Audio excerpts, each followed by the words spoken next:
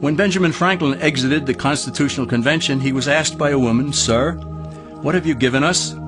His immediate response was, "A republic, ma'am, if you can keep it." Yet most Americans today have been persuaded that our nation's governmental system is a democracy and not a republic. The difference between these two is essential in understanding Americanism and the American system. Before we discuss political systems, however, it's helpful to address the confusion that has been spread about the political spectrum. Many have been led to believe that the political spectrum places groups such as communists on the far left, fascists or dictators on the far right, and political moderates or centrists in the middle. However, a more accurate political spectrum will show government having zero power on the far right to having 100% power on the far left. At the extreme right, there is no government. The extreme left features total government under such labels as communism, socialism, Nazism, fascism, princes, potentates, dictators, kings, any form of total government. Those who claim that Nazis and fascists are right-wing never define their terms. This amounts to spreading confusion. Toward the middle of the political spectrum can be found the type of government limited to its proper role of protecting the rights of the people. That's where the Constitution of the United States is. Those who advocate such a form of government are really constitutional moderates. So let's analyze the basic forms of government. They are monarchy or dictatorship ruled by one, oligarchy ruled by a few, democracy ruled by a majority, republic ruled by law, and anarchy, which is ruled by no one.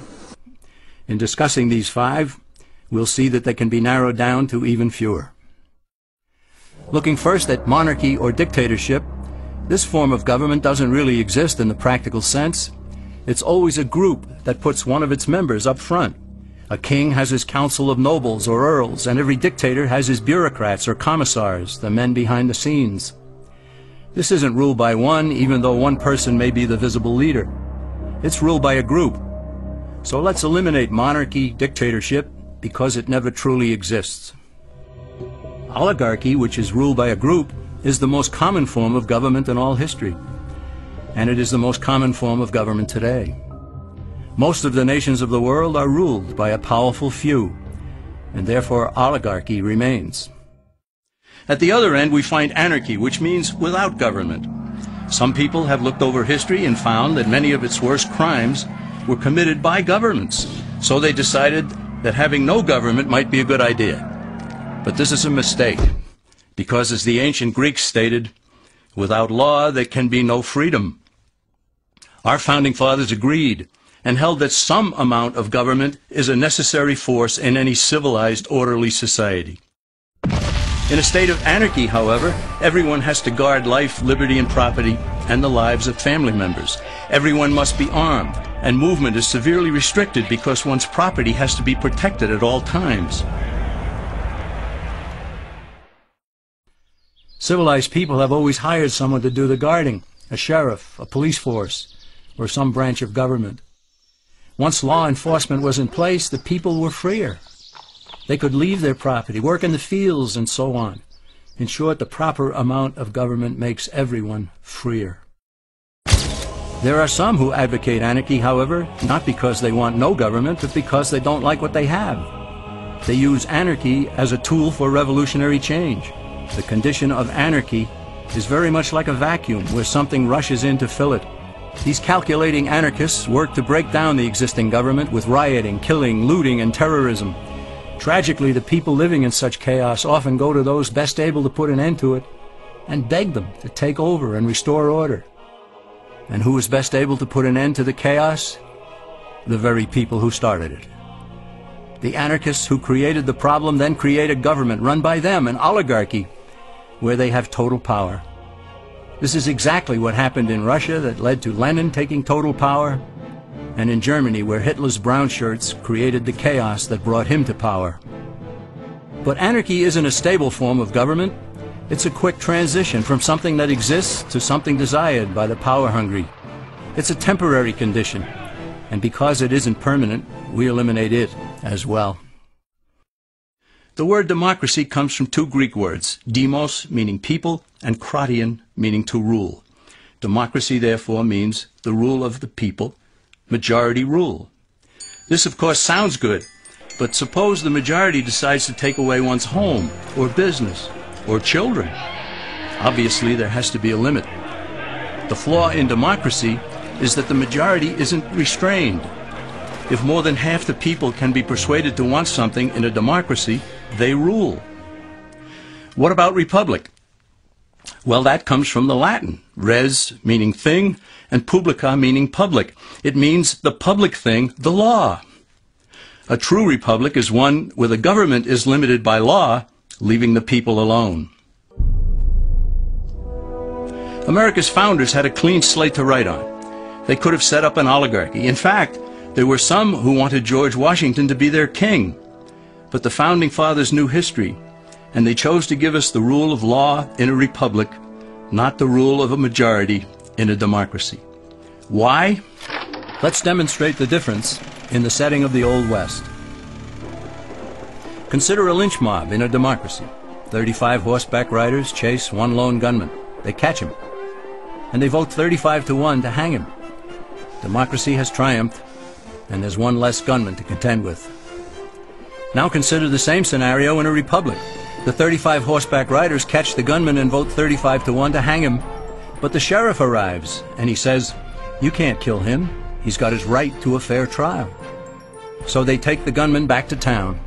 A jury of his peers is selected, and they hear the evidence and the defense, and they decide if he shall hang. Does the jury even decide by majority rule? No, it has to be unanimous, or he goes free. The rights of the government aren't subject to majority rule, but to the law. This is the essence of a republic. Many Americans would be surprised to learn that the word democracy does not appear in the Declaration of Independence or the U.S. Constitution, nor does it appear in any of the constitutions of the 50 states. The founders did everything they could to keep us from having a democracy. James Madison, rightly known as the father of the Constitution, wrote in essay number 10 of the Federalist Papers, "Democracies have ever been spectacles of turbulence and contention, have ever been found incompatible with personal security or the rights of property, and have in general been as short in their lives as they have been violent in their deaths." Alexander Hamilton agreed, and he stated, "We are a republican government. Real liberty is never found in despotism or in the extremes of democracy." Samuel Adams, a signer of the Declaration of Independence, stated, "Democracy never lasts long. It soon wastes, exhausts, and murders itself." The founders had good reason to look upon democracy with contempt, because they knew that the democracies in the early Greek city-states produced some of the wildest excesses of government imaginable. In every case, they ended up with mob rule, then anarchy, and finally tyranny under an oligarchy.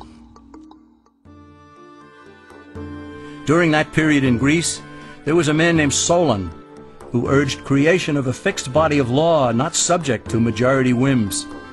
But where the Greeks never adopted Solon's wise counsel, the Romans did. Based on what they knew of Solon's laws, they created the 12 tables of the Roman law, and in effect built a republic that limited government power and left the people alone. Since government was limited, the people were free to produce, with the understanding that they could keep the fruits of their labor. In time, Rome became wealthy and the envy of the world. In the midst of plenty, however, the Roman people forgot what freedom entailed. They forgot that the essence of freedom is the proper limitation of government. When government power grows, people freedom recedes. Once the Romans dropped their guard, power-seeking politicians began to exceed the powers granted them in the Roman Constitution. Some learned that they could elect politicians who would use government power to take property from some and give it to others. Agriculture subsidies were introduced, followed by housing and welfare programs. Inevitably, taxes rose and controls over the private sector were imposed. Soon, a number of Rome's producers could no longer make ends meet, and they went on the dole. Productivity declined, shortages developed, and mobs began roaming the streets, demanding bread and circuses from the government. Many were induced to trade freedom for security. Eventually, the whole system came crashing down. They went from a republic to a democracy, and ended up with an oligarchy under a progression of the Caesars.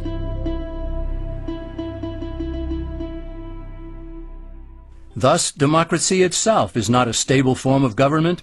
Instead, it is the gradual transition from limited government to the unlimited rule of an oligarchy. Knowing this, we as Americans are ultimately left with only two choices.